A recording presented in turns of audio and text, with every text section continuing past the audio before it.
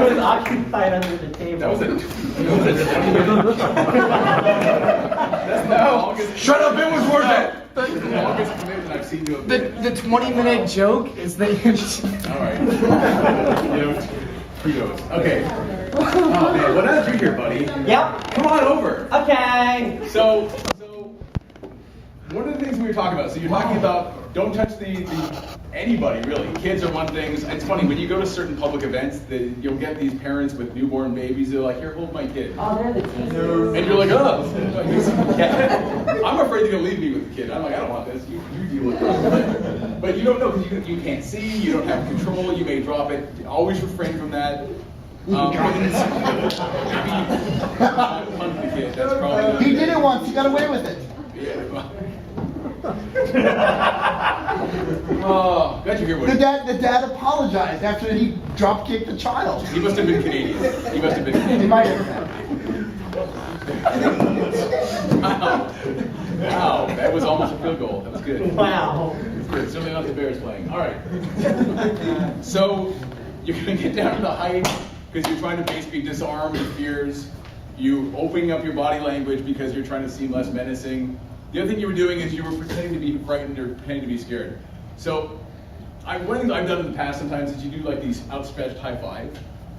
And as the kid tries to do it, you come and pull it back. And the Oh, kid's that's mean. No, because all of a sudden it's like now you're afraid of the kid. The kid seems to feel they have power, or the other performer, or whoever has the power, and now they can go and they'll get it. You're trying to disarm a lot of that fear.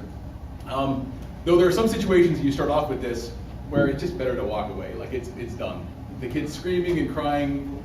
Control What C, if the walk parent away. is trying to push the kid? Which onto they will the also do in performer? some situations, yeah. Multiple times I've Yeah. had that happen. Yeah, where the no, kid or- is screaming. Damn it, Jimmy, get out there. You're not going to get dinner tonight if you don't go do this. Yeah, that's just, no. You don't need you're not going to emotionally scar somebody like that or be a part of that, unless that's your deal, in which case, whatever. But don't do that.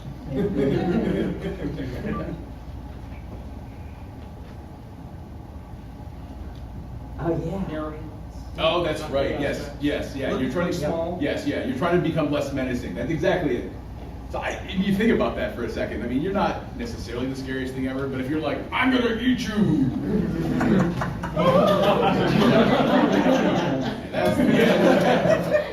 That's cool. Let's throw a party. Woo! That's right. It's all stringy because he's animals and like that. No, not good food. But you're exactly right. Yes, you're thinking about how can I be less menacing. When you can slowly draw people into the performance, you can start to be more elaborate. You can do different things like some of the Looney Tunes stuff. Some of these. What would you do? What's an example of something you might do to curry favor or to get people who maybe go, oh, idiot, you're in a performance? Oh, I try to make friends with their friends who are getting into it a lot more. Yep. That's actually a great idea.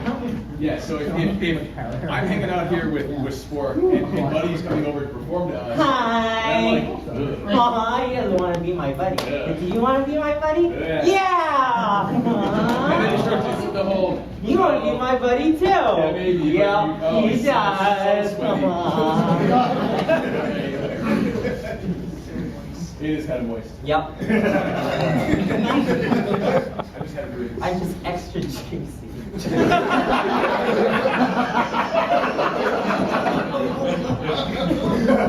You already at that level. I make friends with the parents. I give the parents a high five. Yes. Yep.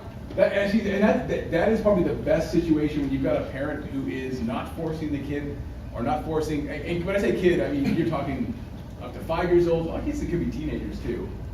What? Yes. I said teenagers are sometimes Being walked around by their parents? Oh. Sounds like a furry con.